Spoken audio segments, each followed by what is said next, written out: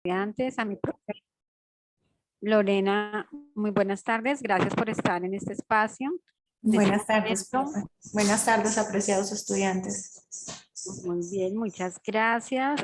Damos inicio el día de hoy, 30 de junio, a nuestra tercera y última webconferencia del curso Paradigmas de Investigación en Psicología, correspondiente al periodo 16-2. ¿Listo? Bueno, entonces quien les habla, Liliana Sánchez, directora del curso, y estaremos acompañándolos en esta web junto con nuestra profesora Lorena. Entonces, profe, por favor, puedes pasar la diapositiva. Muchas gracias.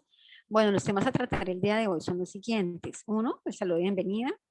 Contextualizamos un poco de qué se trata el tema del día de hoy. Dos, la contribución académica de la investigación. 3, contribución ética de la investigación. 4, contribución política de la investigación. Como quinto punto tenemos un ejemplo de investigación en psicología sobre el capital psicológico como variable moderadora en la relación entre factores de riesgo psicosocial y estrés laboral. Pues ahí vamos a poder ver ya esa contextualización de una investigación, sí, en un contexto real. Entonces, esos aportes de la investigación, de los paradigmas como tal, a la investigación en psicología y el desarrollo de la disciplina. Sexto, orientaciones del momento 4, que es comunicar los resultados, que es en el cual en este momento nos encontramos. Y finalizamos con aclaración a inquietudes. Listo, entonces vamos a estar atentos en el chat igual, voy a estar muy atenta a las preguntas que estén formulando. Más adelante vamos a compartir el link de asistencia. Recordamos que el asistir a estos encuentros sincrónicos dan puntos, ¿no? Aportan puntos para ustedes en las calificaciones. En este caso, en esta asistencia al día de hoy, estos 10 puntos suman para la calificación final del momento 4. ¿Listo? Entonces, iniciamos con la contribución académica a la investigación a cargo de la profesora Lorena. Entonces, profe, adelante. Muchas gracias, profe Liliana, y muchas gracias, apreciados estudiantes, por la puntualidad. Es importante que diligencien de manera clara en qué grupo están para poder subirles los 10 puntos que tienen de más en este momento 4. Asimismo, los que asistieron a nuestra web número 2, también pues tienen los 10 puntos de esta web en el momento 3 que se encuentra ahorita en proceso de calificación. Pero pues es importante que pongan el grupo en el que están para que sea más claro a quién se le va a subir la nota en el grupo. Entonces, bueno, sean todos bienvenidos. Hoy vamos a tener nuestra tercera y última web. Vamos a hablar un poco de la contribución académica de la investigación. Y para eso, pues es importante que tengamos claros algunos conceptos. Entonces, algo que era muy importante es que nosotros tengamos claro cuál es el concepto de un paradigma. Entonces, la definición de un paradigma es un conjunto de prácticas que definen una disciplina científica dentro de un periodo específico compartido por los miembros de una comunidad. Entonces, por eso tenemos diferentes momentos en los cuales hablamos de diferentes paradigmas. Entonces, en el primer momento, hablamos de los paradigmas tradicionales y luego posteriormente hablamos de los paradigmas emergentes, que es el trabajo que ustedes acaban de entregar. Pero es importante que reconozcamos cuál es la definición de un paradigma y que entendamos que pues son prácticas de una disciplina científica de un periodo específico y que se comparten por una comunidad, que en este caso es una comunidad que investiga y que imparte conocimiento. Entonces, por eso también, pues al final vamos a hacer un ejemplo de cómo se hace una investigación y de hecho me gustaría que ustedes intentaran revisar si la podrían poner en alguno de los paradigmas, eso sería interesante. Bueno, la función de un paradigma es proporcionar modelos de problemas y soluciones a una comunidad científica, ofreciendo un modo sistemático de investigar, dando claridad sobre el mundo real y concreto e influir en la sociedad. Entonces, siempre que nosotros hablamos de un paradigma de investigación, lo que pretendemos es buscar el conocimiento sistemático e investigar desde cierto punto paradigmático, desde cierto punto del conocimiento, y en esa medida influir en la sociedad y aportar a la misma.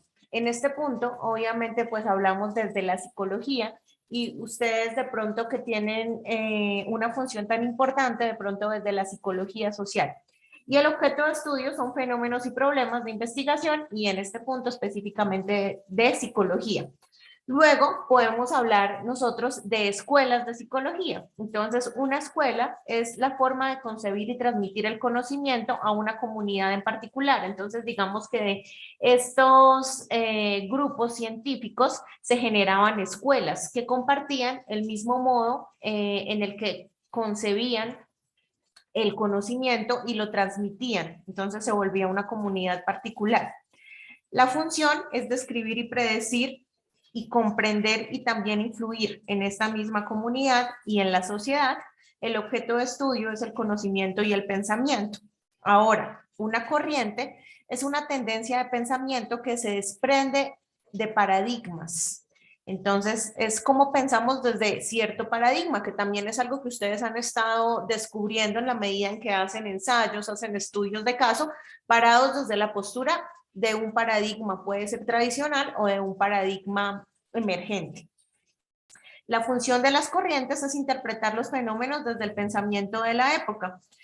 Y el objeto de estudio son las teorías y los modelos de investigación. Ahora es muy importante hablar de enfoques. A nosotros generalmente nos preguntan, no sé si ustedes lo han escuchado, nos preguntan qué enfoque somos. Hay diferentes enfoques partiendo de la psicología. Podríamos hablar del enfoque sistémico, podríamos hablar del enfoque cognitivo, del enfoque conductual, del enfoque cognitivo-conductual. Entonces, cuando nos preguntan de qué enfoque o en qué enfoque paradigmático nosotros estamos leyendo una problemática, podemos hablar de la visión particular o colectiva de un contexto o problema. Entonces, seguramente el problema de la violencia intrafamiliar no será leído de la misma manera si lo leo desde el enfoque cognitivo-conductual que si lo leo desde el enfoque sistémico. La función es intervenir, cambiar y resolver el problema. Entonces, si ustedes se fijan, cuando nos paramos desde un paradigma, luego hacemos parte de una escuela, luego de una corriente, luego de alguna manera adquirimos unos conceptos que son los enfoques y es como nosotros vamos a intervenir, a cambiar y a resolver el problema. ¿Desde qué enfoque paradigmático? Y el objeto de estudio, pues, es el problema como tal. No sé si vamos bien, si me están escuchando, si tienen preguntas, si tienen un aporte en este primer momento.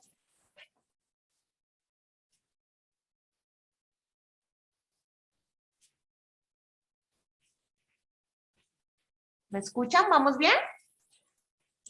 Sí, sí, tutora, se escucha perfecto. Ok, muchísimas gracias por confirmar.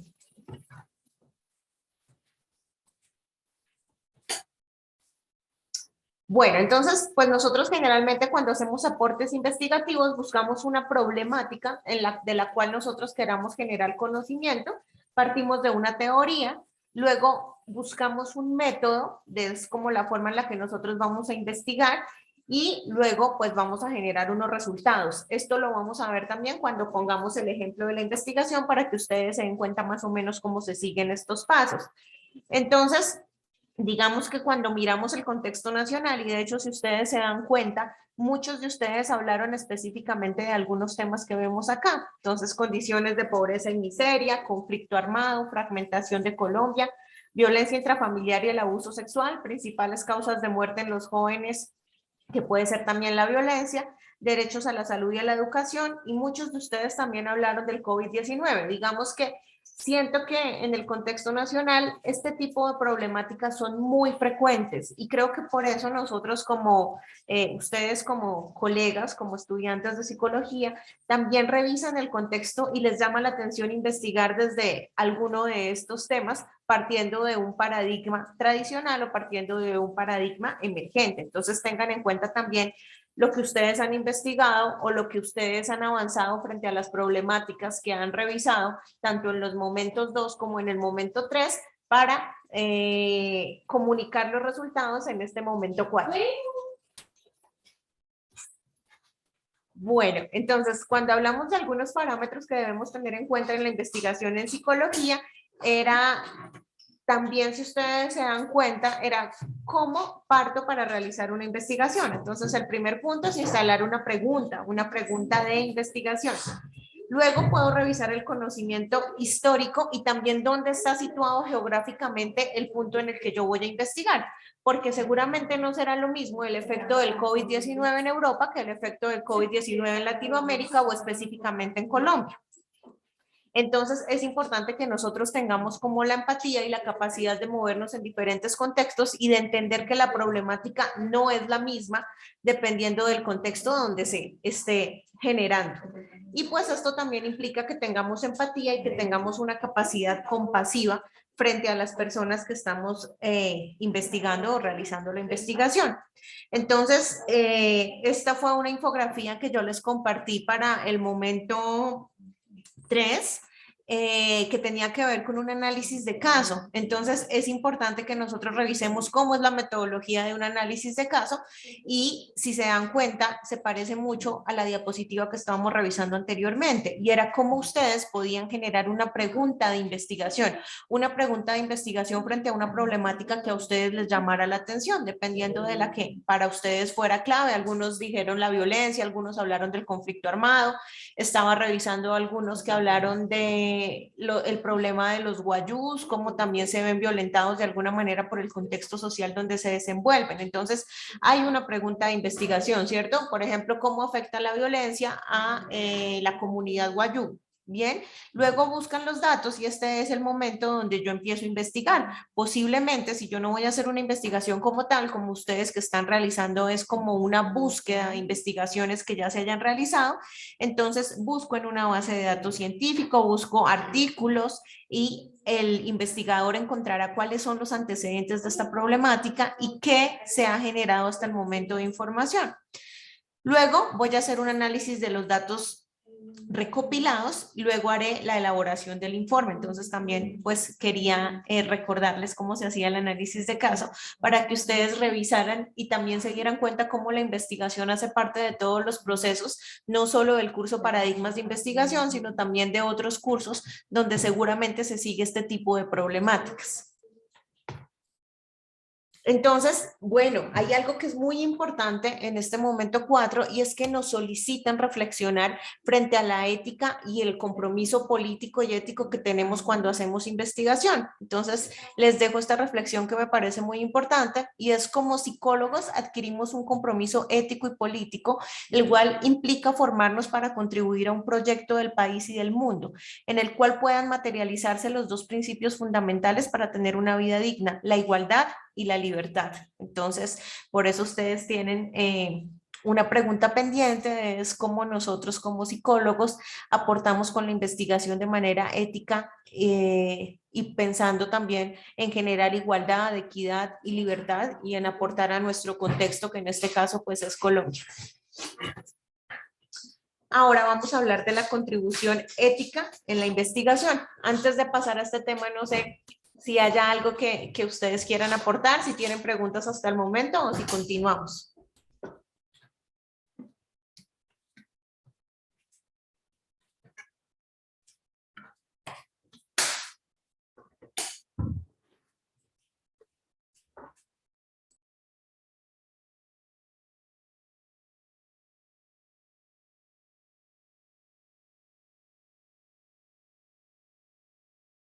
Bueno, todo parece indicar que no hay preguntas, entonces voy a continuar.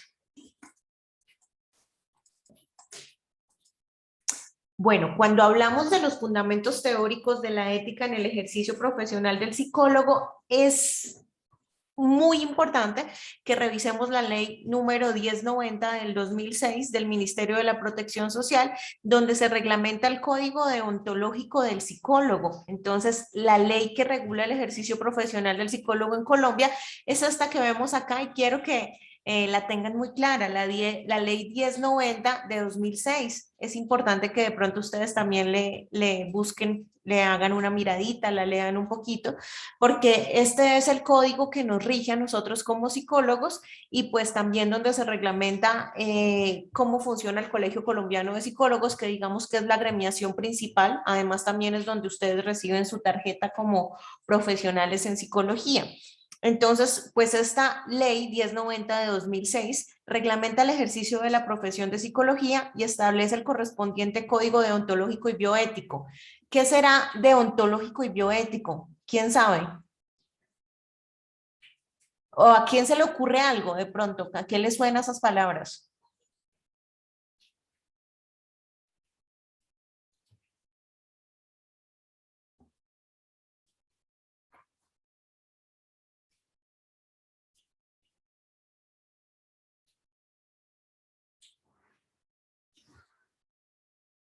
¿No? ¿Ninguno? ¿A qué le suena bioética? ¿A qué le suena deontológico? A ver.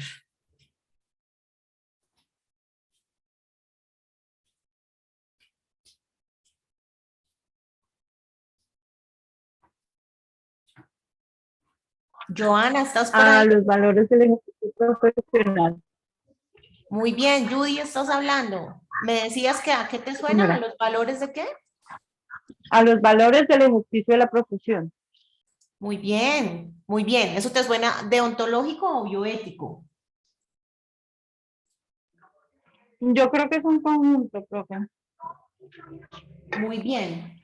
Específicamente lo deontológico tiene que ver con la conducta que se establece para ciertos deberes o para ciertas profesiones. Entonces es como la teoría ética que se ocupa de regular los deberes y las normas para cierta profesión o para cierto oficio o para cierto tipo de deberes. Entonces está muy bien tu aporte. Específicamente eso es lo deontológico o alude a la deontología.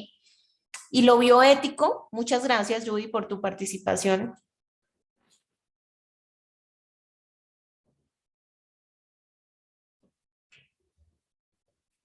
Bueno, lo bioético alude también como al estudio sistemático de la conducta de una persona, de su accionar en la vida, teniendo en cuenta también la atención en salud y la conducta a la luz de los valores y los principios de la moral. Entonces, digamos que lo bioético tiene que ver también con algunas ciencias de la salud o con algunas ciencias sociales y lo deontológico, de acuerdo a, como nos decía Judy, a la profesión o al oficio o a ciertas labores que se desenvuelvan, cuáles son los preceptos éticos o los deberes de las personas. Bien, entonces nuestra ley 1090 de 2006 establece lo correspondiente al Código Deontológico y Bioético, dentro del cual también se crean y se reglamentan en el Tribunal Nacional las regionales deontológicas y bioéticas. Además se definen pautas relativas a los procesos disciplinarios para los profesionales de la psicología, porque también hay que tener en cuenta que en el Colegio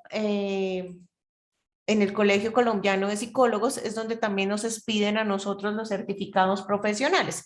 Eso quiere decir que cuando nosotros incurrimos en un error ético, ahí es donde nos pueden denunciar y ahí es donde de alguna manera pues se puede comunicar si de pronto tenemos algún antecedente profesional o si incurrimos en alguna falla ética que estuviera contemplada en esta ley 1090 y en el Código Deontológico del Psicólogo. Entonces, les recomiendo que la revisen y que la lean un poco. Y pues esta señala 3 elementos fundamentales. 1 es por el que se reglamenta el ejercicio de la profesión de psicología. 2, se dicta el Código Deontológico y Bioético. Y 3, asigna funciones públicas al Colegio Colombiano de Psicólogos o el COLSIC, que era del que estábamos hablando.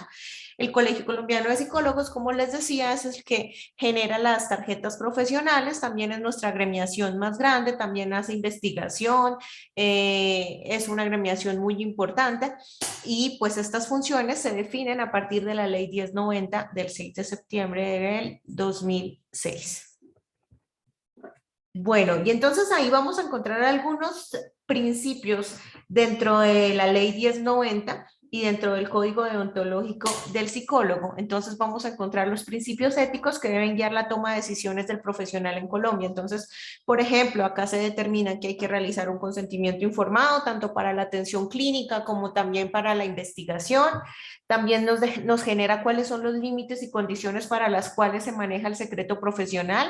Entonces, bueno, para hacerles un adelanto pequeño, pues el secreto profesional cuando se hace psicología clínica siempre debe estar, a no ser que esté en peligro la vida del paciente o de otra persona, o que nos soliciten información de alguna entidad judicial. Y pues también siempre lo tendremos que abordar con el paciente, ¿no? La tipificación y regulación de las relaciones profesionales con usuarios, empresas, pares, organismos de control y sociedad en general. De hecho, habla desde todas las áreas de la psicología, no solamente desde la clínica, por eso también nos hablan de empresas, de pares, de organismos de control. Requerimientos para la utilización del material psicotécnico e investigaciones psicológicas. Esto es muy importante y también podríamos echarle una revisadita al capítulo 5 y al capítulo 7, ahí para hacerles de pronto como para que ustedes lo revisen y puedan responder la pregunta de este momento 4. Eso sería muy importante, que citaran al código deontológico del psicólogo. Procesos disciplinarios ante el incumplimiento de las normas acá señaladas, y esos procesos disciplinarios van hasta que nos pueden quitar la tarjeta profesional. Entonces, por eso es muy importante que conozcamos la ley 1090. Bueno, en cuanto a los principios éticos de la investigación, entonces encontramos que investigar es un acto humano y como tal implica decisiones que a su vez tienen consecuencias éticas a distintos niveles. Entonces, pues por eso es que en algunas ocasiones, por ejemplo, se usan modelos animales porque pues la investigación si es de tipo experimental no la vamos a realizar con humanos porque no sería adecuado, no sería ético, no sería adaptativo y no genera unas consecuencias buenas o satisfactorias si la investigación es en humanos. Por eso muchas veces utilizamos modelos animales, sobre todo en los estudios experimentales.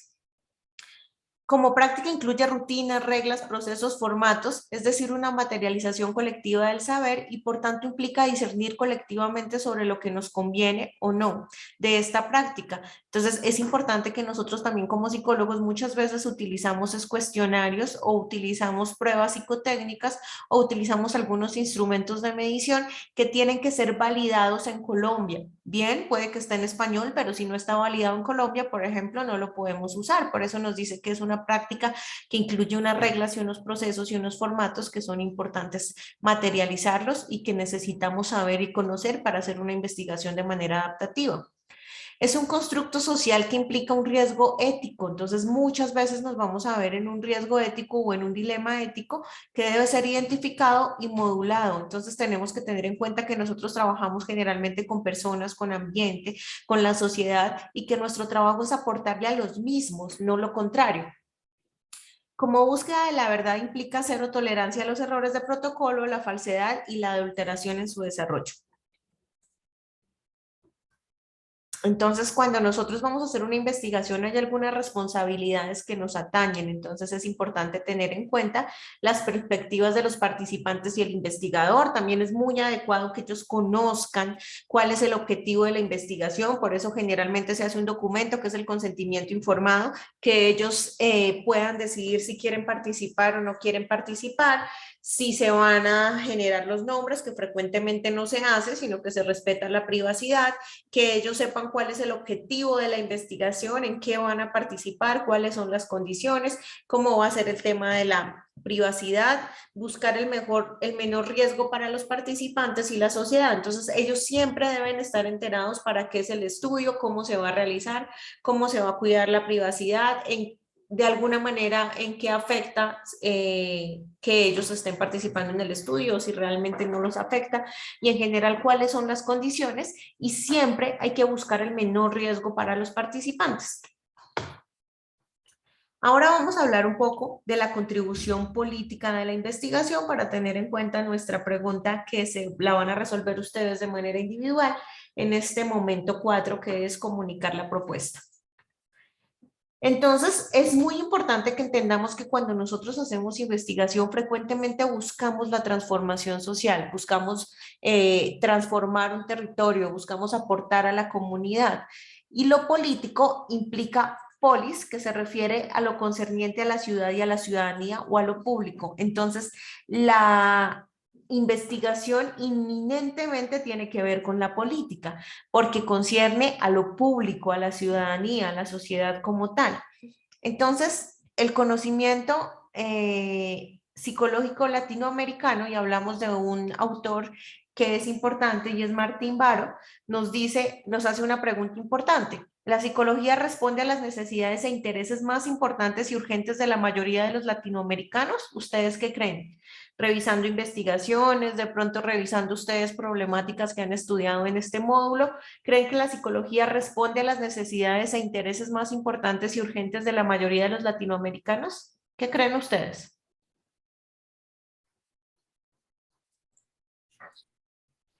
Yo creo, tutora, que en cierta parte, creo que también hace falta mucho porque, pues lamentablemente el tema de salud mental no se le ha prestado como la atención que requiere. Ujú.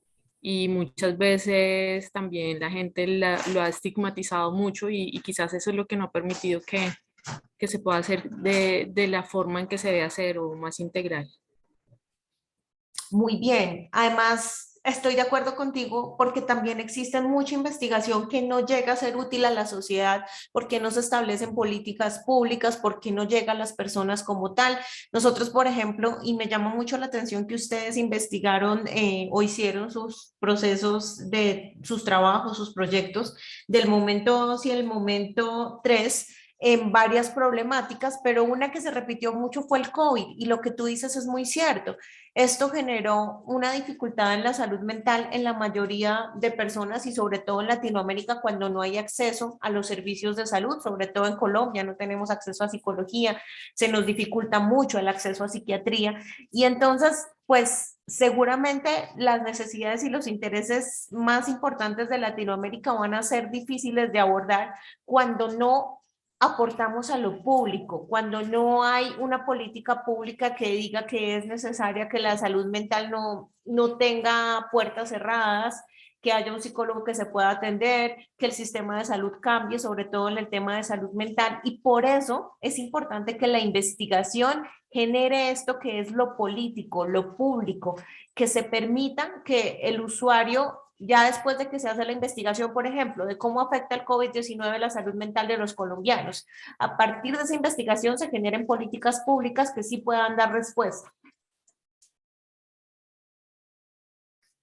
Te agradezco tu aporte, muchas gracias. ¿Alguien más quiere aportar?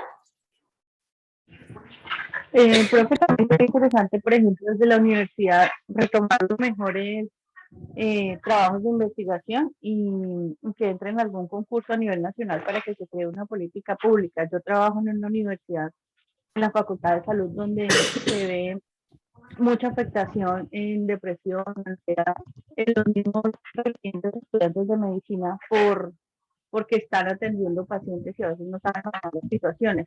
Y la profesora de nosotros tenemos liderado que yo no estoy loco, no necesito un psicólogo. Y a veces nos falta también acción desde la misma psicología. Yo veo que la psicóloga de la universidad, la labor es muy pasiva.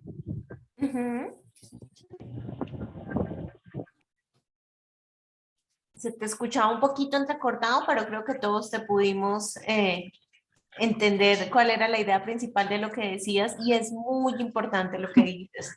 Definitivamente, por eso es que volvemos al mismo tema y es que estas dimensiones de la investigación no va como cada una por un lado, sino si yo trabajo de buena manera la investigación en lo ético, seguramente le voy a aportar a la sociedad y para eso necesito que esté en lo político, en lo público, en lo que tú hablabas desde, por ejemplo, el personal de salud y es hablar también de salud pública, de cómo yo, además de intervenir, por ejemplo, la sintomatología física del COVID, también estoy dispuesta a intervenir la salud mental de la persona que pasó por esa problemática. Entonces también es trabajo de nosotros y por eso con la profe Liliana hoy queríamos hablar como un poco más ahondando la realidad de este momento de la investigación de Colombia, del módulo, para que de pronto nosotros lo podamos entender y es que la materia tiene, bueno, el curso, perdón, tiene una influencia importantísima en todo nuestro quehacer como psicólogos. Nosotros como psicólogos hacemos mucha investigación todo el tiempo. Cuando yo les hablaba de los enfoques,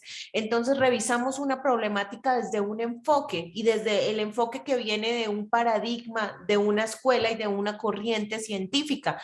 Entonces no es como que yo leo no sé, la violencia intrafamiliar desde algo que se le ocurrió a Lorena Pérez, sino yo lo leo, por ejemplo, desde el enfoque sistémico, que es el que ve a la persona como un sistema y lo relaciona generalmente con la familia. Entonces, por esto es muy importante que ustedes vean que los paradigmas de investigación están relacionados en todo nuestro quehacer como psicólogos. Y obviamente está relacionado inminentemente con la ética y con la política. También depende cómo yo haga mi quehacer como psicólogo, como tú lo decías, a veces si tomo un papel muy pasivo, de pronto si no investigo lo suficiente, de pronto si mi formación no corresponde y estoy haciendo terapia, de pronto si no tengo las bases, entonces seguramente también caeré en errores éticos que, como ustedes también se dan cuenta, hay una ley que nos reglamenta y que seguramente tendrá también repercusiones en el desarrollo de la profesión que nosotros desempeñamos. Entonces, ¿hasta qué punto ese conocimiento contribuye o no a la posibilidad de construir una sociedad más democrática y más equitativa? ¿Cuál es su compromiso más allá del ámbito académico? ¿Cuál es su proyección social? ¿Ustedes qué creen? ¿Cuál es la proyección social de realizar una investigación? ¿Hasta qué punto el conocimiento posibilita construir una sociedad más democrática y más equitativa? ¿Ustedes qué creen?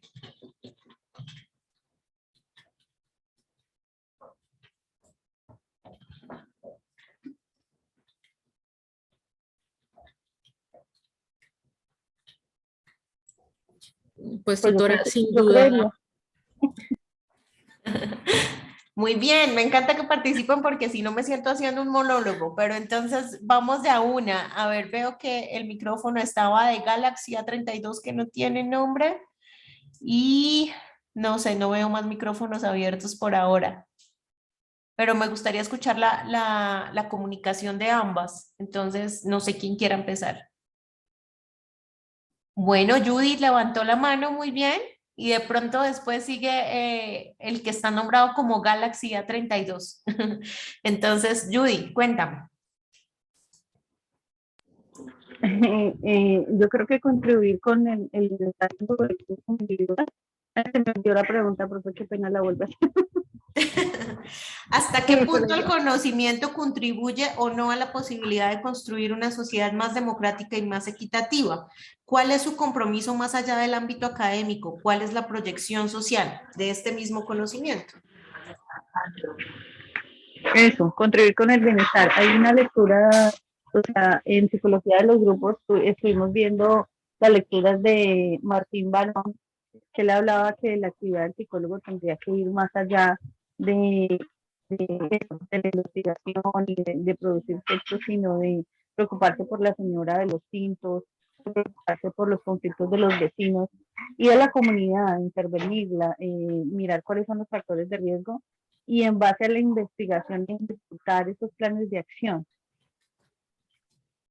Exactamente, eso es. Por eso a veces, lamentablemente en algunas ocasiones hay la crítica a los gobiernos en general. No quiero hablar de nada en particular, ni obviamente me quiero meter con la política de este país, ni nada por el estilo, pero muchas veces se piensa que al gobierno le conviene no brindar educación, a veces quitar conocimiento, a veces guardarlo, porque de alguna manera el conocimiento también nos hace libres y genera un compromiso social, como tú lo dices. Y la investigación no solamente va desde la academia, sino debe permitir que haya una transformación social, que la sociedad cambie, que le podamos contribuir, que por ejemplo, volvemos al ejemplo que hemos usado en este punto, y es bueno, si yo identifiqué cómo afecta el COVID-19 a la salud mental, ¿cómo lo voy a tener solo guardado para mí o para mi universidad o para un grupo pequeño de personas? Sino la idea es contribuir a las personas que se están viendo afectadas, generar políticas públicas, ir a la persona que trabaja en salud pública, como tú misma lo mencionabas, que el psicólogo lo conozca, porque si hice la investigación para guardarla, pues muy difícilmente va a generar una transformación social. Y si tienes razón, Martín Baro habla de este tema y de cómo la investigación transforma socialmente también si lo hacemos desde la ética y desde la moral. Muy bien, Judy, gracias. ¿Quién más iba a hablar?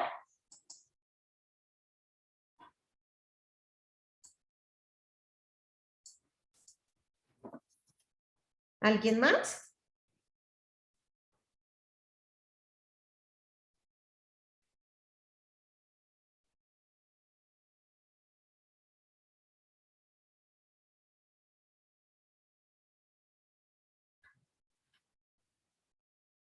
Bueno, entonces vamos a continuar y ahorita siguen participando. Me gusta que participen porque en serio no siento que hago un monólogo. Muy bien. Bien, entonces existen unos mecanismos que van a facilitar la investigación y la política. Entonces, el primero es hacer redes y asociaciones. Entonces, cuando nosotros trabajamos en redes y en asociaciones, aumenta la posibilidad de la influencia del conocimiento en una producción de política pública. Y esto me hace pensar si ustedes saben qué es una política pública. Cuéntenme un poco ustedes si saben qué es una política pública y cómo las políticas públicas de pronto están definidas acá en Colombia. ¿Alguien sabe de eso?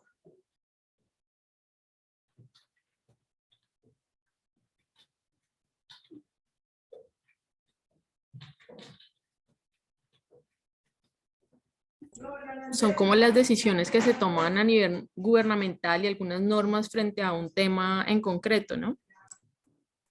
Sí, muy bien. Y es importante porque no determinan, por ejemplo, si se hace una política pública para, bueno, yo estoy en Sogamoso, entonces voy a hablar de Sogamoso.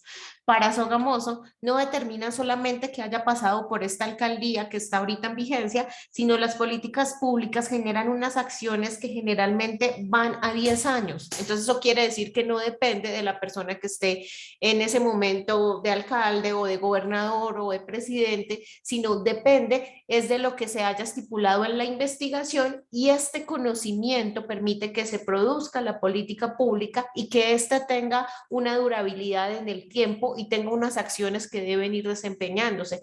Entonces, por ejemplo, la política pública de salud mental es muy importante que se genere en todos los territorios, y de esa manera nosotros podemos aportar investigando y dando el conocimiento a relucir. Y es más fácil hacerlo en redes y en asociaciones. Entonces, por ejemplo, si se hizo una investigación en salud mental acá desde la universidad, es bueno que se comparta la información con las personas que están haciendo la política pública de salud mental, por ejemplo, desde la Secretaría de Salud de cada uno de los municipios. También es importante que se genere una estrategia de comunicación y que no solamente sea para la Secretaría de Salud en ese caso o para la Universidad Abierta y a Distancia, UNAD, sino que también todas las personas conozcan que existe una política pública que tiene una duración de 10 años y cómo acceder a estos servicios de la política pública. Entonces la comunicación es importantísima. Las prácticas de intermediación, entonces, son intervenciones de personas u organizaciones que tienden el puente entre la investigación y la aplicación del conocimiento, destinan recursos y capacidades orientados a hacer lo posible por la difusión del conocimiento y la absorción en la política. Entonces, por ejemplo, cuando se hace una investigación desde Colciencias y se comparte con el Ministerio de Salud o con el Instituto Nacional de Salud. Entonces, estos mecanismos, hacer redes, asociaciones, hacer una estrategia de comunicación y las prácticas de intermediación van a facilitar que la investigación se convierta en algo público y que se convierta en políticas que transformen la sociedad. Ahora, bueno, entonces, ahora una pregunta para ustedes, si estuvieron juiciosos en el curso. Entonces, bueno, quisiera que alguno, quien quiera, me lea lo que está en el cuadrito amarillo. ¿Quién me ayuda? La referencia de Montero 2001.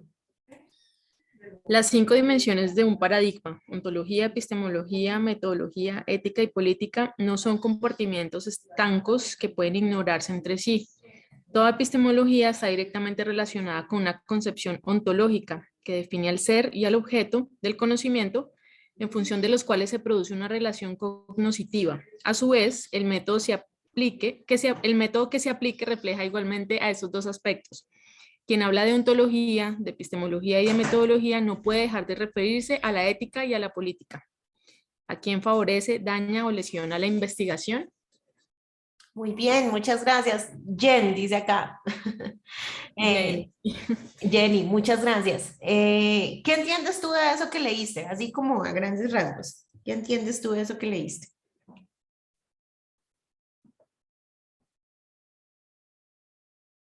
O otro compañero que estaba escuchando.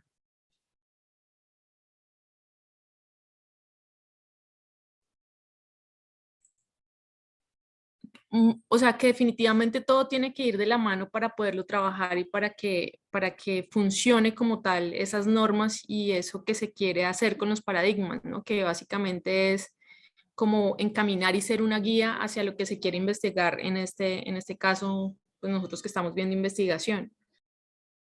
Muy bien, perfecto. Que las 5 dimensiones que vemos aquí no puede ir cada una por su lado, sino que definitivamente debemos pensar en lo ético y en lo político, porque debemos pensar antes de sacar una investigación o de realizarla, a quién favorece, daña o lesiona la investigación.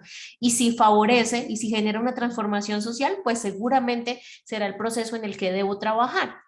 Entonces, un pequeño recorderis. ¿Quién se acuerda qué es la ontología? Eso lo vimos en el primer momento. Vimos ontología, epistemología, metodología y también hablamos de las 2 dimensiones que estamos tratando hoy, que es ética y política.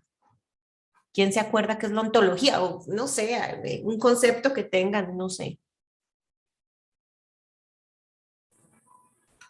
Buenas, es como la parte que estudia todo el ser eh, y todo lo que compone el ser humano. Muy bien, Joana. La ontología es el ser, sí, y cómo esta persona busca la verdad, sí, cuál es el objeto de conocimiento, qué es lo que puede conocer, cuál es la naturaleza de la realidad, nos dice acá la pregunta que tenemos en la diapositiva. Muy bien, Joana, muchas gracias por tu participación.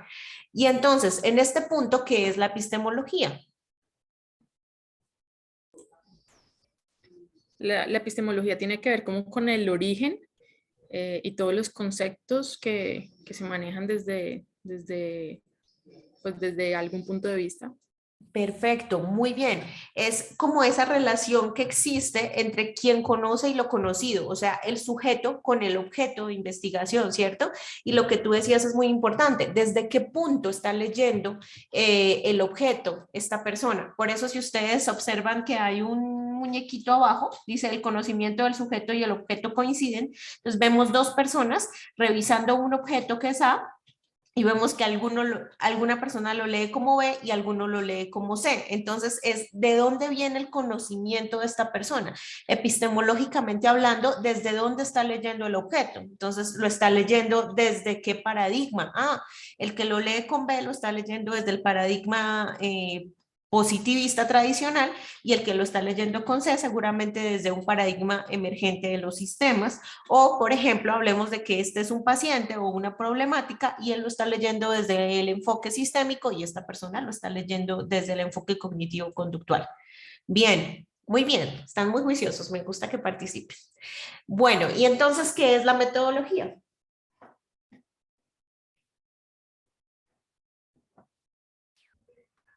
La Forma. metodología puede ser, son los métodos eh, con los cuales se sigue para lograr una investigación o para hacer una investigación.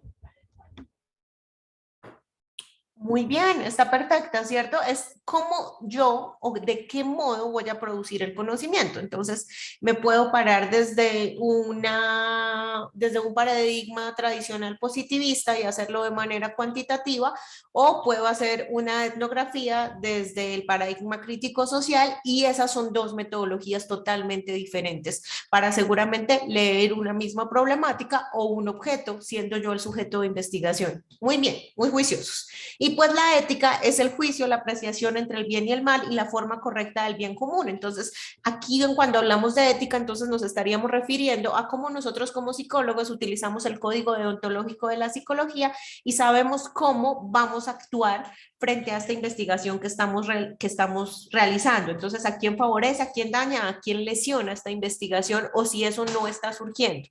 Si no está surgiendo, entonces, ¿cómo aporta? Bien, y si aporta, entonces vamos a hablar de lo político, entonces lo relativo a la vida, lo colectivo, el espacio público, los derechos y los deberes, lo relacionado con el poder. ¿Y para quién es el conocimiento? Pues seguramente será para la sociedad y para generar políticas públicas. Entonces, ustedes ven que yo puse ahí una imagen de No miren arriba, ¿cierto? ¿Alguien vio esa película? ¿Alguno de los que está aquí ha visto esa película? Que por ahí está en Netflix. No, tutor. Sí, la medio mires, creo que trata de un meteorito, es una investigación que están Bien. haciendo y un científico encuentra, se da cuenta de que va a caer un meteorito, algo así, que la sociedad está en peligro, creo que es algo así. Sí, ¿Y por qué creen que entonces, teniendo en cuenta lo que nos comparte la compañera, por qué creen que lo puse acá? ¿Por qué lo relacioné con lo ético, la política y con un paradigma que tiene que ver con todas las dimensiones?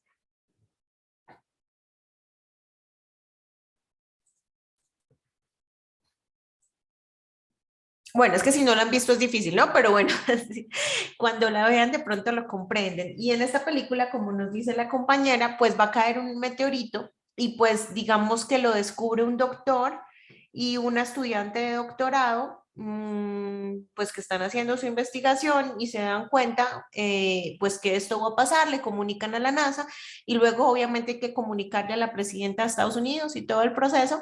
Y es como la investigación tiene que ver con la política, tiene que ver con la ética. Si ellos se quedan callados, seguramente no estarían pensando en que eso daña y lesiona a las personas, ¿cierto? Entonces, pero como ellos querían más bien favorecer a las personas, buscaron comunicarlo. Sin embargo, cuando se encuentran con lo político, la presidenta, que es, bueno, esta actriz que está ahí como de gafitas, quiere como hacer parecer poco importante el problema porque para ella no es conveniente en su gobierno. Entonces, digamos que la desinformación hace que las personas no miren hacia arriba porque según ellas quieren generar miedo y como que minimizan la problemática buscando que las otras personas pues que viven en este territorio pues no les importa la salud de las personas y si pues mueren, se enferman, dañan, pues no hay problema, con tal ella no dañe su imagen política y solamente pensando en el bien de ella, no en el bien común. Entonces, pues digamos que la puse acá para que ustedes se fijen cómo la investigación no es una suma de todas sus dimensiones, sino que todas las dimensiones van actuando de una manera casi que sistemática y que todas tienen que ver con la ontología, con la epistemología, con la metodología, pero que definitivamente la investigación tiene que ver y alude a la ética, a lo ético y a lo político.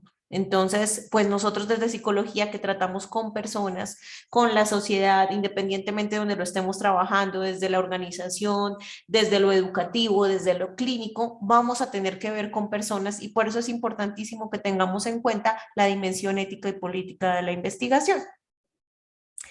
Bien, ¿van a ver la película? Suena interesante. Nos pasa mucho en nuestro país. Sí, de hecho yo la relacioné mucho con el país, pero entonces, bueno, la ven y me cuentan. Creo que todavía está por ahí en Netflix. Gracias. Bueno, la profe Liliana les dijo que les iba a hablar un poquito de mi investigación. No me voy a detener muchísimo en lo estadístico. Es una investigación que hice como en mi proceso de maestría y solamente quiero que ustedes como que lo relacionen con lo que estamos viendo en el módulo. Obviamente no es que tengan que aprenderse nada de lo que digo acá, solamente lo quería compartir y que ustedes de pronto lo aterricen a los paradigmas de la investigación y al final les hago algunas preguntitas a ver ustedes cómo lo entendieron. ¿Listo? Entonces, la investigación se llama capital psicológico como variable moderadora en la relación entre factores de riesgo psicosocial intralaboral y estrés laboral. Eso suena un poquito complejo, pero yo se los voy a ir explicando y es sencillo.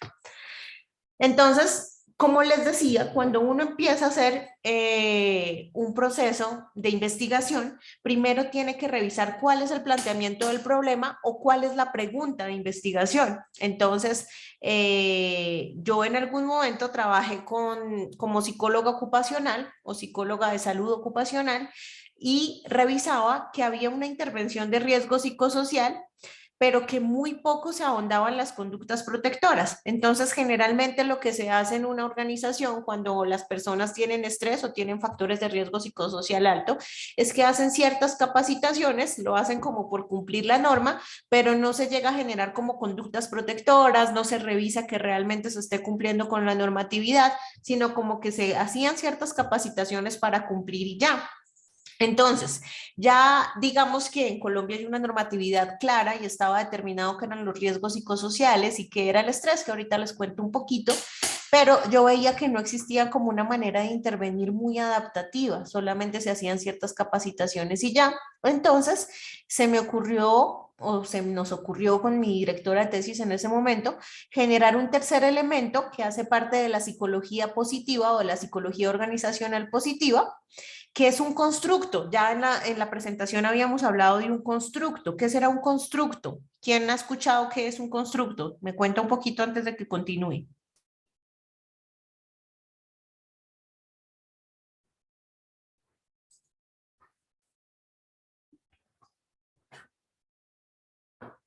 Ni idea, bueno, está bien. Un constructo es un concepto que parte de la investigación y que digamos que no es medible de manera tangible. Entonces, por ejemplo, yo no puedo medir qué tanta inteligencia tiene una persona con 1 metro, sino seguramente necesitaré una prueba de coeficiente intelectual que me permita saber cuál es el coeficiente intelectual de esta persona, teniendo en cuenta instrumentos que parten de la investigación y que están validados y que son confiables para el territorio donde me estoy desenvolviendo, específicamente en este caso, pues en Colombia. Entonces, les decía, hay algo que acaban de hacer en cuenta que son como variables. Entonces, hay el riesgo psicosocial, hay el estrés, yo revisaba que no había como una conducta protectora y hay algo que es como una nueva corriente desde la psicología que se llama la psicología positiva. La psicología positiva no tiene que ver con el positivismo y con pensar que todos somos felices y vivimos en un mundo color rosa.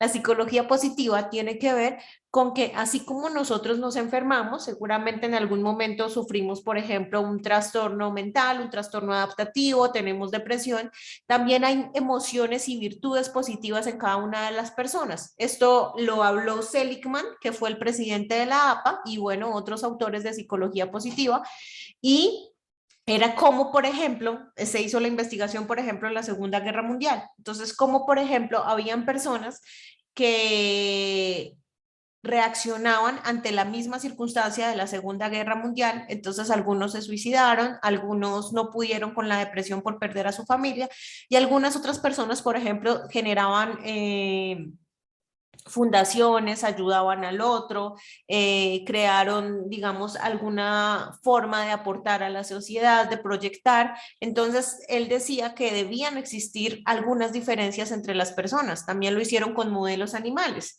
Y ahí es cuando tiene que ver la ética en la investigación. Entonces, con modelos animales, lo que hicieron, por ejemplo, era que ponían a unos ratoncitos en unos baldes y el ratoncito, por ejemplo, algunos empezaban a nadar, los baldes digamos que no tenían cómo salir fácilmente. Entonces, algunos ratoncitos empezaban a nadar y se dejaban morir muy rápido, ¿sí? En cuanto a tiempo, y algunos seguían nadando. Entonces, para Seligman y algunos otros autores, esto tenía que ver con que había diferencia entre las personas y también en los animales y que algunos teníamos, así como teníamos de pronto algún indicio de tener alguna emoción negativa o algún trastorno mental, podíamos también tener emociones o virtudes positivas. Emociones o virtudes positivas como por ejemplo la resiliencia, como por ejemplo el optimismo, como por ejemplo la esperanza, como por ejemplo el engagement y bueno, después hablaremos más un poco más de eso.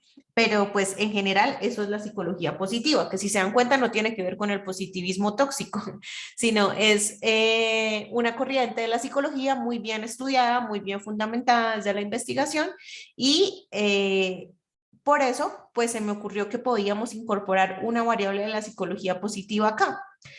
Entonces, ¿qué son los factores psicosociales? Los factores psicosociales son ciertos factores que se dan en el trabajo, como cuando hablamos de intralaboral, hablamos de condiciones que se dan dentro de la organización, que pueden afectar la salud y el desempeño de las personas, dependiendo de la percepción y experiencia que tenga el trabajador sobre, por ejemplo, en lo intralaboral, su sitio de trabajo.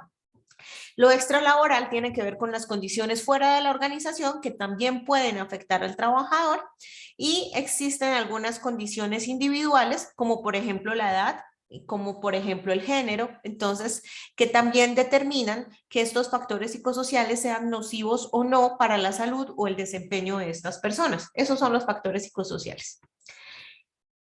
Para mi investigación solamente usé los factores de riesgo psicosocial intralaboral, entonces son factores de riesgo que se pueden afectar al trabajador o influir teniendo en cuenta características de trabajo dentro de la organización. Estas pueden afectar la salud y el bienestar del individuo y por supuesto también van a afectar el desempeño. Entonces, algunas son, por ejemplo, las demandas de trabajo. Eso quiere decir como si tiene buenas condiciones de ambiente, si hay ventilación, si hace mucho frío, si hace mucho calor, si se ejerce, cómo es la tarea, si requiere mucho esfuerzo físico, si requiere mucho esfuerzo mental, si requiere mucha concentración.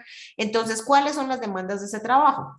El liderazgo y las relaciones sociales, pues tiene que ver con cómo se relaciona con sus demás compañeros y con sus jefes, ¿cierto? Si, por ejemplo, hay un liderazgo donde se ejerce mucho control o si el líder se percibe de manera adaptativa, bueno. La recompensa tiene que ver tanto con el salario como con la motivación intrínseca, entonces si hay posibilidades de ascender dentro de la organización, si siente que su trabajo es bien valorado. Y el control tiene que ver con si de pronto puede dejar algunas tareas para después o si tiene que hacerlas en el momento en que es, si de pronto hay una persona como ejerciendo mucho control sobre el trabajo o si puede ser libre y determinar qué tarea hace antes y qué tarea hace después o con qué tiempo realiza ciertos trabajos. Estos son los factores de riesgo psicosocial intralaboral.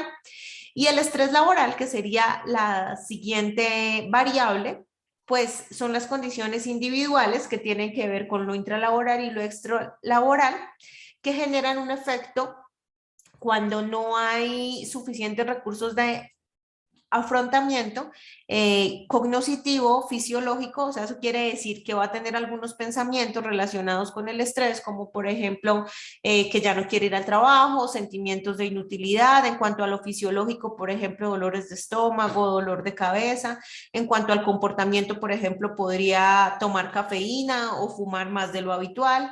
Y en cuanto a lo emocional, pues no sentirse motivado. Y este estrés laboral, digamos que es el efecto que tienen algunas condiciones individuales, intralaborales y extralaborales, que es esto que veíamos acá en principio. Y el capital psicológico, que fue la tercera variable que se incluyó en la investigación, pues es un estado de desarrollo psicológico individual positivo que se caracteriza porque tiene 4 dimensiones. Una es la autoeficacia, que es tener confianza para hacerse cargo y aportar el esfuerzo necesario para alcanzar el éxito en una tarea desafiante o exigente. Esto tiene que ver con que es una creencia. Entonces, la autoeficacia es el pensamiento que yo sí puedo desarrollar alguna tarea. Entonces, se han hecho también investigaciones. El duro de la autoeficacia, bueno, el duro digo yo, bueno, el autor que habla de autoeficacia, que es muy importante, es Bandura. Y Bandura, por ejemplo, hacía algunos estudios o experimentos y, por ejemplo, o investigación, que es de lo que estamos hablando, en un colegio se les dijo a un curso, digan ustedes, piensen en octavo B, se les dijo que ellos tenían un coeficiente intelectual mejor que octavo A y que octavo C. Y octavo B, después de que se les dijo eso y se les dio la prueba y se les dijo que el coeficiente intelectual de ellos en general era súper bueno, mucho mejor que el de los otros octavos, tuvieron mejores resultados. ¿Por qué? Porque tenían la creencia de que ellos iban a poder cumplir con las tareas que les generaba el colegio y que eran mejores que los otros octavos. Esta es una de las dimensiones del capital psicológico. La otra es el optimismo, que es realizar atribuciones positivas acerca del éxito presente o el futuro. Entonces, las personas cuando son optimistas saben que si tienen un buen resultado lo lograron por su esfuerzo, porque contribuyeron, porque estudiaron, pero cuando no son optimistas realizan atribuciones como, es que el parcial estaba muy fácil o sutanito me ayudó. Cuando son optimistas dicen, lo logré yo, porque estudié mucho, porque tengo también confianza en mí mismo, porque soy muy bueno en lo que hago. Entonces es un estilo atribucional el optimismo. La esperanza es perseverar en el logro de metas y de ser necesario redireccionar los caminos para su alcance, y esto tiene que ver con un estado motivacional. Entonces, no solamente es la esperanza que todos conocemos como, yo tengo esperanza de que todo va a salir bien, no. Es, bueno, si esto no sale, yo debo perseverar en las metas y debo redireccionar. Entonces, tener como diferentes planes para lograr un objetivo. Y la resiliencia, pues la capacidad de recuperarse cuando los problemas y las adversidades atacan para alcanzar el éxito. Entonces, pues son las personas que tienen esa capacidad de recuperarse a pesar de que hayan ciertas dificultades. Por eso hablábamos que esta es la variable de la psicología positiva, que luego generó la psicología organizacional positiva, y es un constructo, que era lo que les estaba hablando anteriormente, que es un concepto que no podemos medir de manera tangible y que se predice mejor por todas sus dimensiones en conjunto que por cada dimensión en particular. Esto es el capital psicológico. No sé si tengan preguntas hasta ahí, porque si de pronto no es muy claro cuáles son las variables, no vamos a entender cómo de ahí para allá la investigación.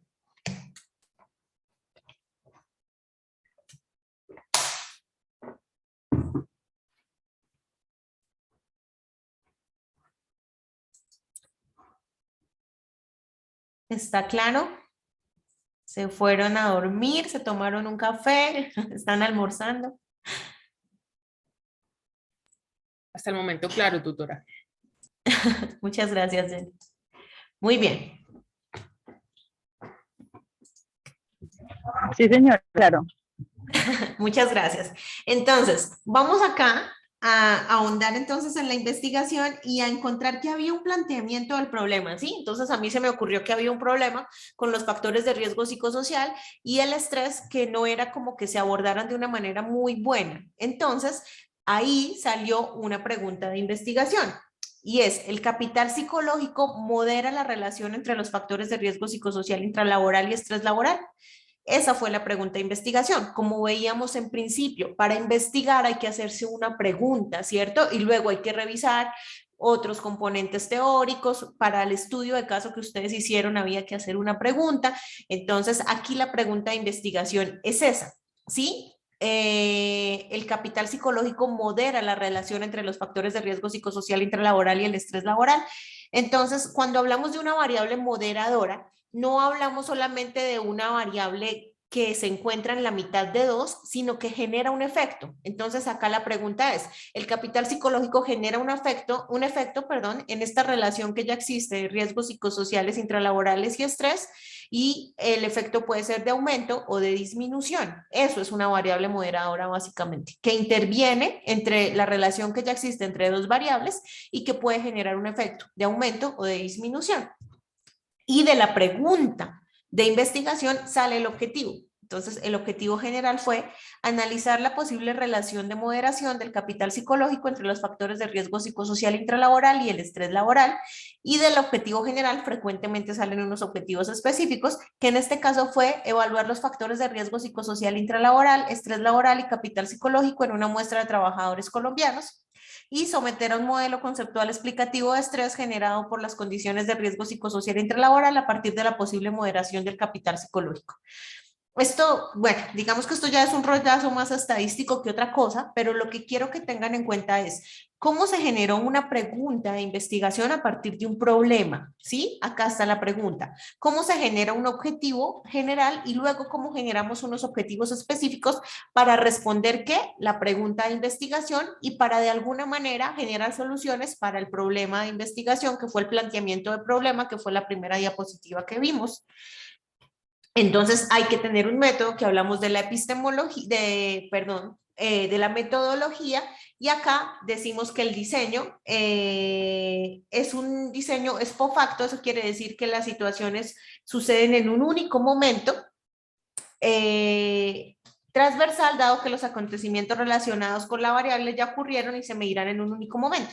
Entonces, alguna vez un profesor nos decía, nos explicaba, y ahora se lo quiero decir a ustedes, que cuando hablamos de expofacto transversal, eso quiere decir que es como si partiéramos una papaya o una sandía. Entonces, en ese momento se dio la investigación, ¿sí? Y de ahí tomamos los resultados, en un único momento. Eso quiere decir expofacto transversal.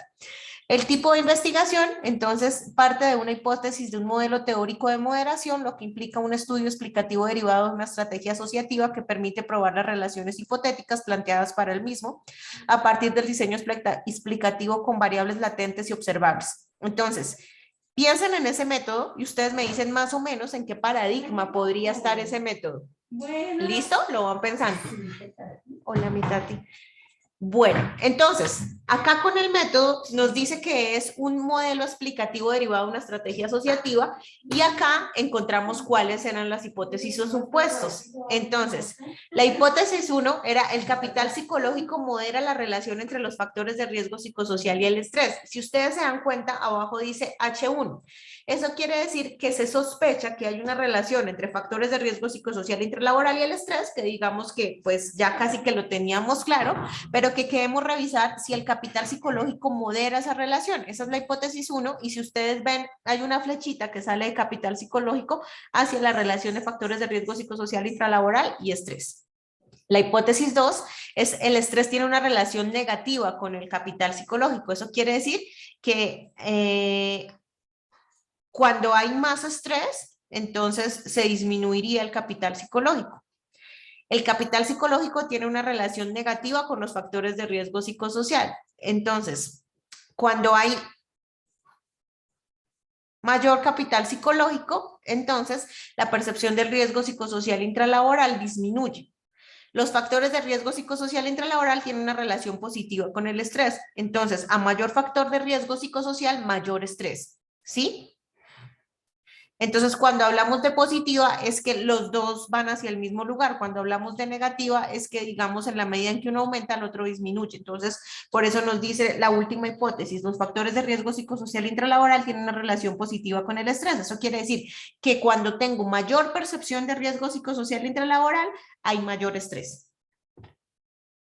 Y bueno, entonces para sacar los resultados teníamos que verificar, y se hizo unos instrumentos de medición, obviamente validados en Colombia, y pues se tomó 411 trabajadores. Luego se hizo un análisis correlacional, luego se hizo una prueba de hipótesis y luego se hizo un modelo de senderos del estrés a partir del capital psicológico. Eso al final no se preocupen, es como mucha estadística, pero lo que quiero es que ustedes entiendan como cuál es el proceso de una investigación, pero no se preocupen por lo estadístico porque pues no necesariamente tiene que estar claro. Por ejemplo, en esto no me voy a detener, que es cómo se hicieron las correlaciones, y acá podemos ver si la relación es negativa o es positiva. Entonces, acá hay una relación negativa y vemos el menos, en donde dice menos 194, el riesgo psicosocial intralaboral vemos menos 163, eso quiere decir que hay una relación negativa y hay una relación positiva. Si ustedes se dan cuenta, cuando dice 1, 2 y 3, 1 es capital psicológico, 2 es estrés y 3 es riesgo psicosocial intralaboral. Entonces, si ustedes se acuerdan, una de las hipótesis era a mayor riesgo psicosocial intralaboral, mayor estrés. Y si ustedes se dan cuenta, acá se cumple la correlación, ¿sí? Dice 3, riesgo psicosocial intralaboral, y dice 2.504. Eso quiere decir que hay una relación positiva. No me voy a detener mucho en eso porque eso es estadística, pero pues ahí les cuento las pruebas correlacionales. Y acá se hizo la prueba de hipótesis de moderación. En esta se hizo, yo les decía que una variable moderadora genera un efecto. El efecto puede ser de disminución o de aumento. Entonces, acá lo que se probó con esta fórmula que se hizo es que el efecto es de disminución. Entonces, que cuando hay capital psicológico, así hayan factores de riesgo psicosocial altos, el estrés lo vamos a tomar en una forma, de una forma mejor, con mejores estrategias de afrontamiento. Entonces, cuando hay capital psicológico, el estrés no me afecta tanto, ¿sí? Cuando una persona es resiliente, cuando una persona tiene autoeficacia, cuando una persona tiene optimismo y cuando tiene esperanza, así trabaja en la misma organización con otra, seguramente la percepción del estrés va a ser menor. Eso es lo que quiere decir esa diapositiva. Esto también es estadística, pero es para mostrarles que se cumplieron todas las hipótesis. Entonces, el capital psicológico sí modera la relación entre los factores de riesgo psicosocial y el estrés, o sea que lo que les explicaba anteriormente, cuando una persona tiene capital psicológico tendrá menos efectos de estrés, así trabaja en la misma organización de otra que no tenga capital psicológico. El capital psicológico tiene una relación negativa con los factores de riesgo psicosocial. Entonces, cuando aumenta el riesgo psicosocial, disminuye los factores, cuando aumenta el capital psicológico, disminuye la percepción de factores de riesgo psicosociales. El estrés tiene una relación negativa con el capital psicológico, entonces lo mismo, cuando aumenta el estrés, disminuye el capital psicológico y los factores de riesgo psicosocial intralaboral se relacionan positivamente con el estrés, o sea, a mayor percepción de riesgo psicosocial, mayor estrés. Y bueno, pues esas son las conclusiones. Entonces dice que se generó un modelo explicativo del estrés a partir de la moderación del capital psicológico en relación con los factores de riesgo psicosocial. El capital psicológico actúa como una variable moderadora que permite efecto de disminución del nivel de estrés cuando se encuentra en la interacción con factores de riesgo psicosocial. Eso pues ya se los expliqué como en palabras un poco más claras.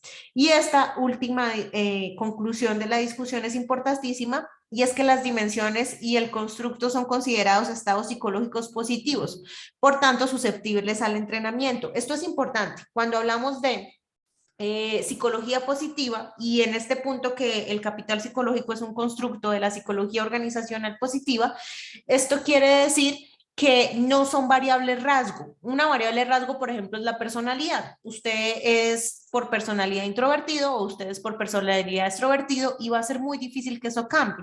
En cambio, ahora que, por ejemplo, ustedes saben que existe el capital psicológico, si ustedes quisieran, podrían fortalecer su resiliencia, su esperanza, su autoeficacia y su optimismo de una manera en que aumentaran, y esto hace que este modelo sea dinámico y que lo pudieran aplicar las organizaciones.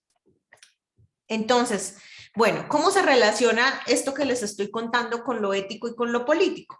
Entonces, esperen, prendo un poquito la cámara para que nos veamos de nuevo, sino que a veces se pone lento cuando uno prende la cámara.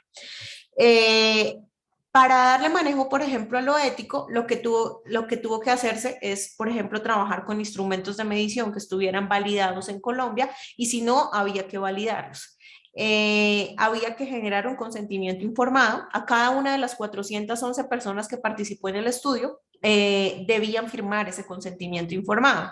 Debían saber cómo iban a ser tratados los datos. Y pues la idea, sí, acá hay una norma que es la 2646 de 2008, que es de los riesgos psicosociales en Colombia, y pues la idea es que en algún momento, por ejemplo, se pueda utilizar variables de psicología organizacional positiva para darle manejo a los factores de riesgo psicosocial en presencia, a los factores de riesgo psicosocial intralaboral que generan estrés. Entonces, pues la idea con las investigaciones sí es obviamente transformar, generar un bien común, transformar la sociedad, generar políticas públicas, y obviamente hay que tratarse de una manera ética. Cuando se hizo la investigación, pues los participantes debían llenar 3 cuestionarios, eso sí muy largos, pero ellos sabían a qué se estaban enfrentando y pues seguramente no les generó ningún daño, ¿cierto? La idea es eso, que no haya ningún daño a las personas que participan y que se pueda hacer una investigación con ética y que le pueda aportar y transformar a la sociedad. Entonces, pues bueno, esa es la investigación. No sé si tengan preguntas respecto a la investigación o respecto a la dimensión ética y política o respecto al paradigma. ¿Hay alguna pregunta o podemos continuar?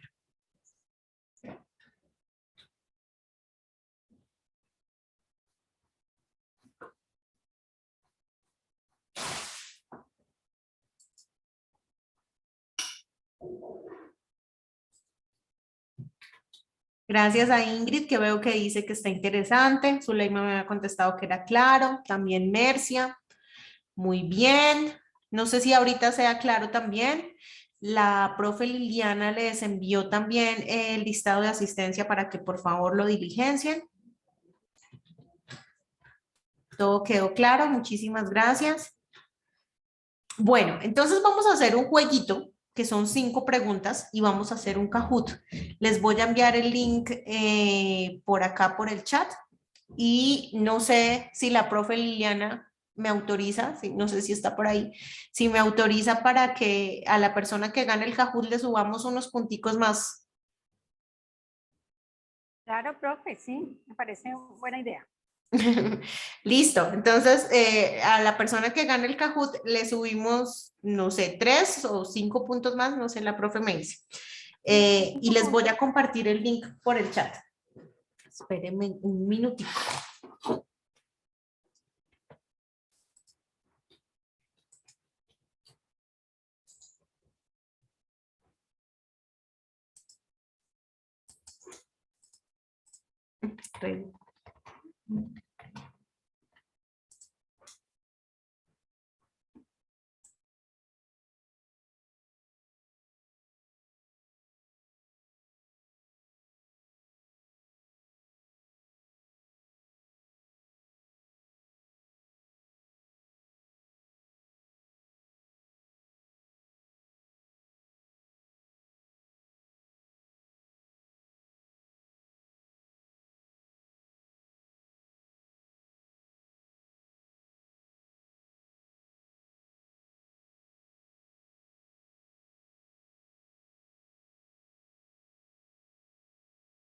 Ya les compartí el link del Kahoot. Creo que pues pueden utilizarlo en el celular, me imagino que en el computador también, y ya les doy ingreso.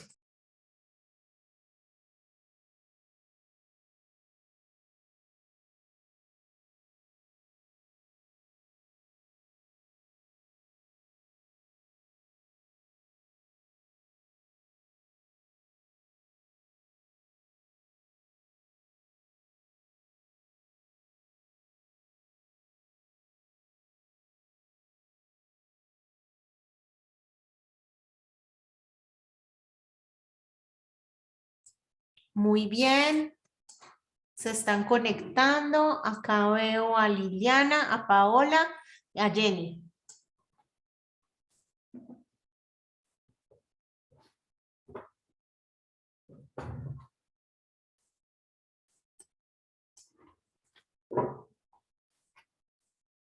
A ver, creo que todavía estamos conectados como 11 personas, entonces a ver si tienen alguna dificultad con el link, me cuentan por favor. No dejen perder esos 5 puntos.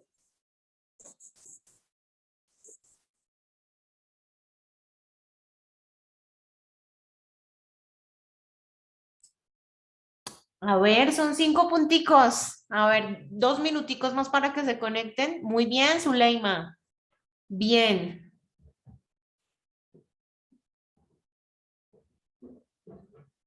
Un minutico más y si no empezamos. Las 4 que estamos ahí.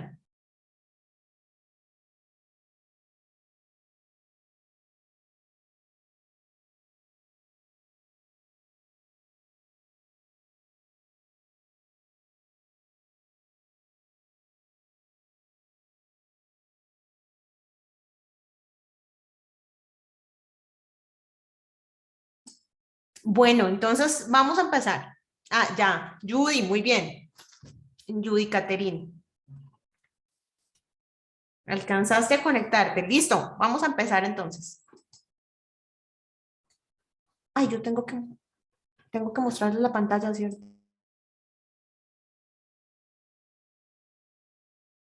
Sí, profe, si nos la puede compartir, porfa.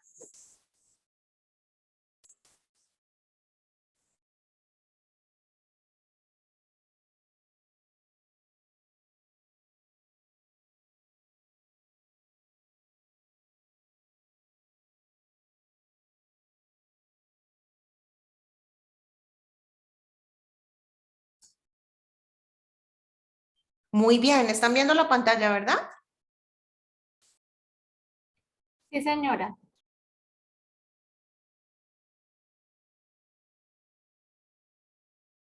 Entonces, la primera pregunta era, ¿se reglamenta el ejercicio de la profesión de psicología en Colombia con la siguiente norma? Entonces, la respuesta era la ley 1090.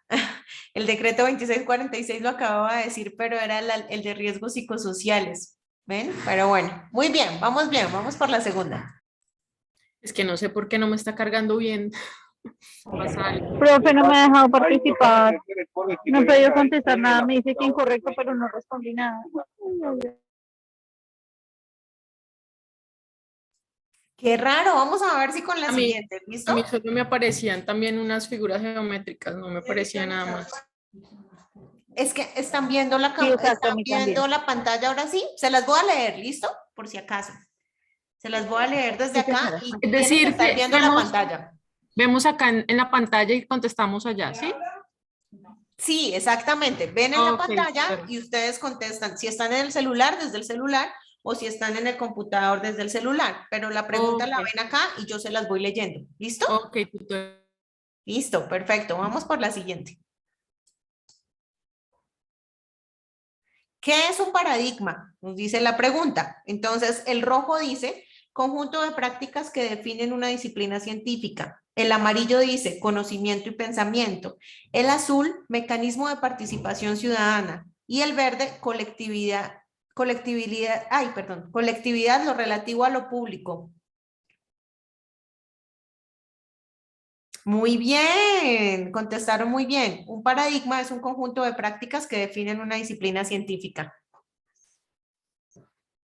Muy bien.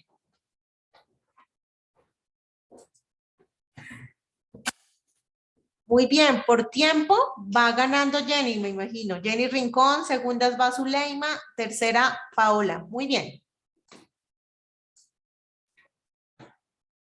Vamos por la tercera pregunta. Hace parte de los paradigmas tradicionales.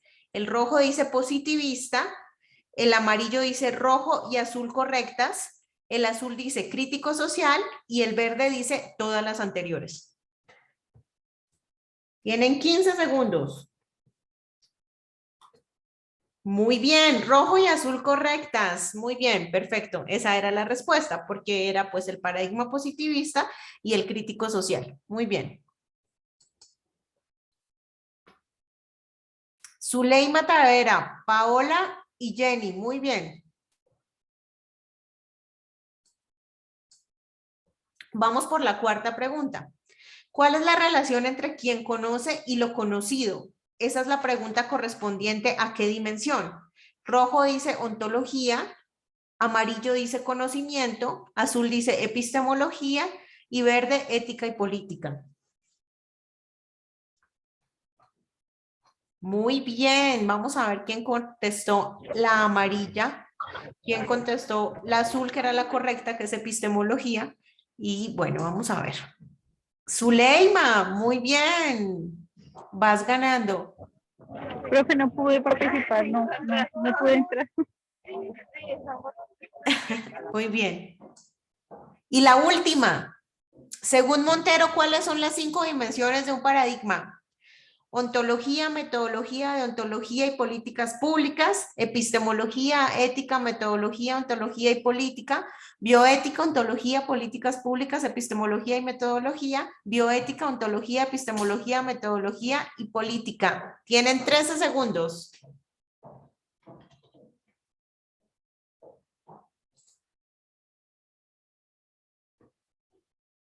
Muy bien, todos contestaron muy bien y eso que tenía trampitas las respuestas. Muy bien. Vamos a ver quién se ganó los 5 puntos. El tercer puesto para Jenny Rincón, el segundo para Paola y el primero para Zuleima. Felicitaciones. Entonces, Zuleima se ganó 5 punticos más.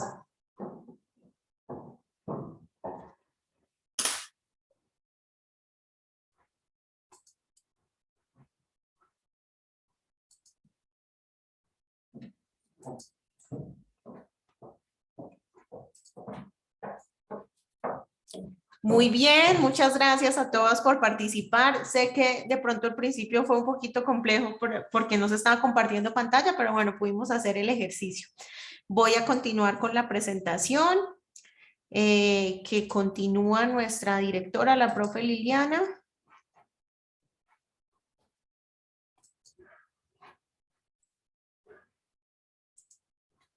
Bueno, muy bien. Muchas gracias, profe, por todas estas explicaciones tan oportunas y tan claras, ¿no? Sobre todo. Y pues esta actividad también muy interactiva, entonces vamos a tener en cuenta el nombre de nuestra estudiante para darle estos puntos que se ha ganado el día de hoy. O sea, aquí ya serían 15 puntos. Zuleima. No 10, sino 15 y el resto de estudiantes 10 puntos.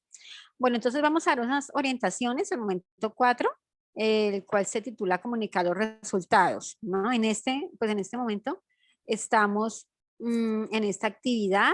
Ella inició el pasado 27 de junio y cierra el próximo 10 de julio, ¿sí? Entonces la idea es que ya estén avanzados en esta actividad.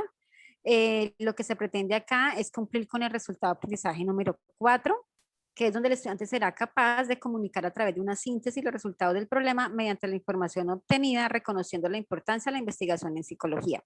Entonces acá ya se recopila todo lo que se ha venido revisando, analizando durante estos momentos anteriores, teniendo en cuenta la problemática que se ha seleccionado y que se ha venido pues de una manera muy juiciosa y muy disciplinada estudiando estos temas. Entonces, para finalmente así cumplir con este resultado de aprendizaje número 4. Entonces, esto tiene una parte individual y una parte colaborativa. Entonces, la parte individual es donde, teniendo en cuenta las nuevas dimensiones paradigmáticas de ética y política, ¿sí? Entonces hoy, por ejemplo, ha sido una muy buena explicación sobre estas dimensiones, ¿sí? Igual pues se amplía sobre el tema con las lecturas. Entonces, teniendo en cuenta esas dimensiones desarrolladas en el curso, proponga una respuesta a la pregunta orientadora. Entonces, cada estudiante va a desarrollar esta pregunta en el foro con el suficiente soporte teórico. La pregunta orientadora es la siguiente: ¿cómo puede contribuir el psicólogo desde la investigación frente a la responsabilidad ética y política? Entonces es muy importante tener en cuenta eso, ese componente ético y político en la investigación desde el rol del psicólogo como tal, ¿no? Entonces estas respuestas deben aparecer en el foro de una manera muy profunda, muy analítica y sobre todo con un buen soporte teórico. Cada uno dará respuesta a la misma pregunta en el foro, generando reflexión sobre las acciones que realizarán en su ejercicio profesional. Pues la idea es que ustedes socializan su respuesta y los demás estudiantes, los demás compañeros, dan un aporte, una opinión sobre esa respuesta como tal. Y posterior a la respuesta dada a esta pregunta orientadora, continuamos con el trabajo colaborativo, el cual es, pasamos, profe. Sí, señoras, que no me dejaban pasar. Muy bien, el cual es donde van a elaborar un informe grupal, ¿sí? Que presente una síntesis de los escenarios problemáticos planteados a través del curso, que permitan identificar los aportes epistemológicos desde los paradigmas tradicionales y emergentes que repercuten en el contexto social y generando así estrategias de solución.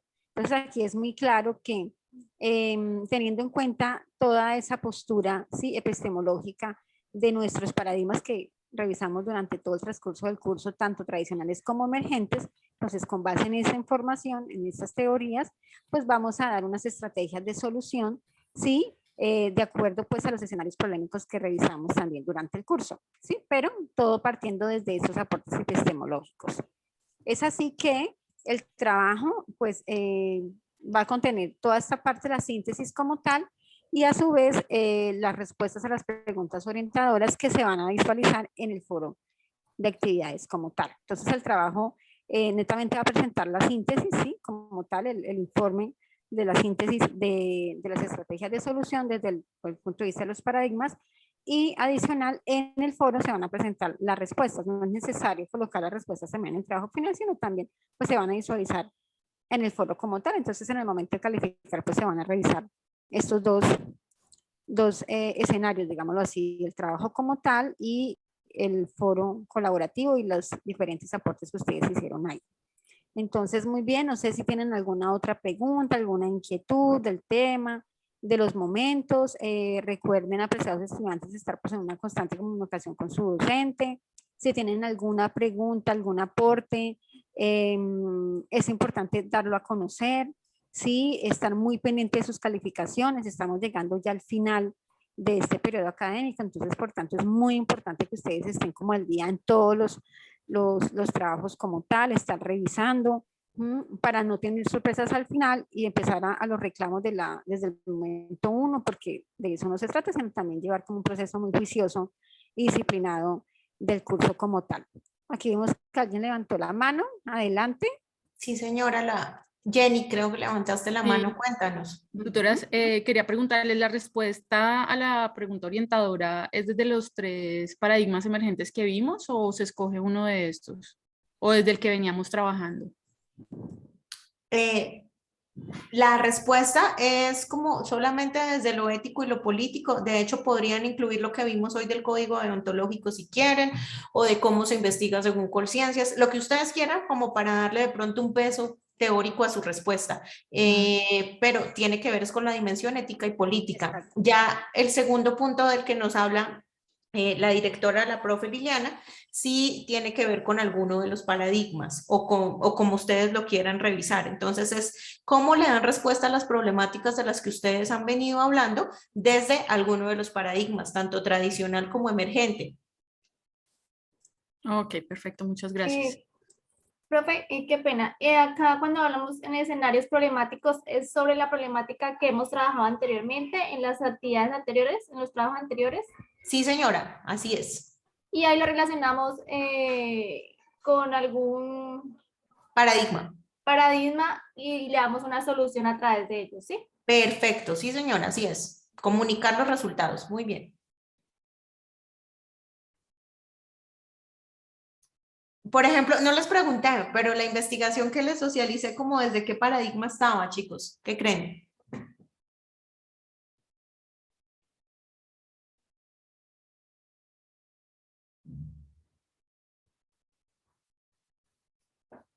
¿No? ¿Ni ¿En idea? Dime. los sistemas? Bueno, sí, podría ser, pero no sé si también se dieron cuenta que era como muy positivista, ¿no? Muy de aplicar un instrumento, de los números, de la estadística. ¿Mm? Ah, ok. Muy bien. Muy bien, chicos. ¿Alguna otra pregunta? No se les olvide diligenciar el formato de asistencia que les mandó la profe Liliana, porque si no, pues no tienen los 10 puntos.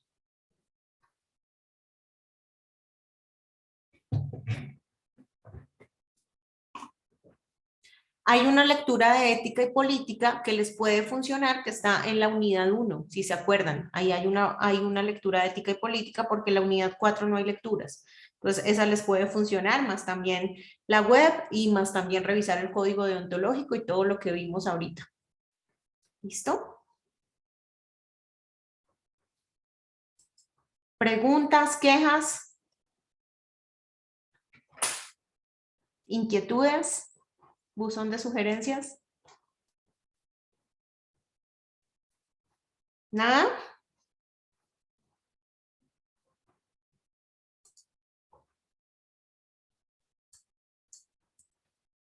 Creo que la profe Liliana se tuvo que, no sé, de pronto se le fue la señal o algo, se tuvo que desconectar, pero bueno, yo, si no tienen dudas, preguntas, inquietudes, sugerencias, yo sí les agradezco mucho por el espacio porque pues disfruté mucho de acercarme un poco más a ustedes, gracias por asistir, muchas gracias por jugar el Kahoot, muchas gracias por participar, por estar tan pendientes y bueno, pues espero que tengan un feliz aprendizaje, como siempre les digo. Cualquier cosa estoy dispuesta a colaborarles en lo que ustedes necesiten.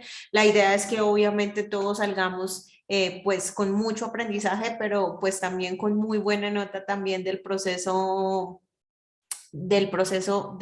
Paradigmas de Investigación. ¿Alguien me dice que tiene dudas con el trabajo colaborativo? ¿O ya quedó claro? Los demás me estaban diciendo como ya gracias, pero no sé. ¿Hay dudas o no?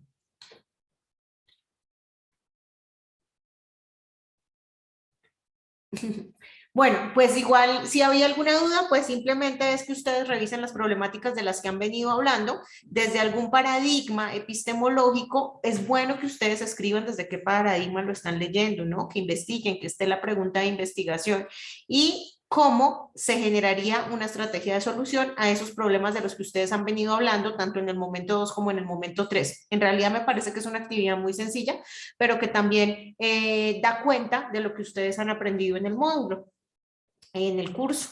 Entonces, bueno, les agradezco muchísimo. Por aquí en el chat hay algo más. Ah, ya. Que la conexión estaba mala, pero que ya. Listo. Entonces, les envío un abrazo. Cualquier cosa estamos pendientes por el correo del curso. Estoy pendiente por el Skype del curso también. Y pues bueno, tienen sus 10 puntos y les agradezco mucho la participación. Que estén muy bien.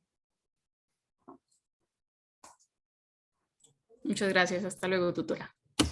Hasta luego. Gracias.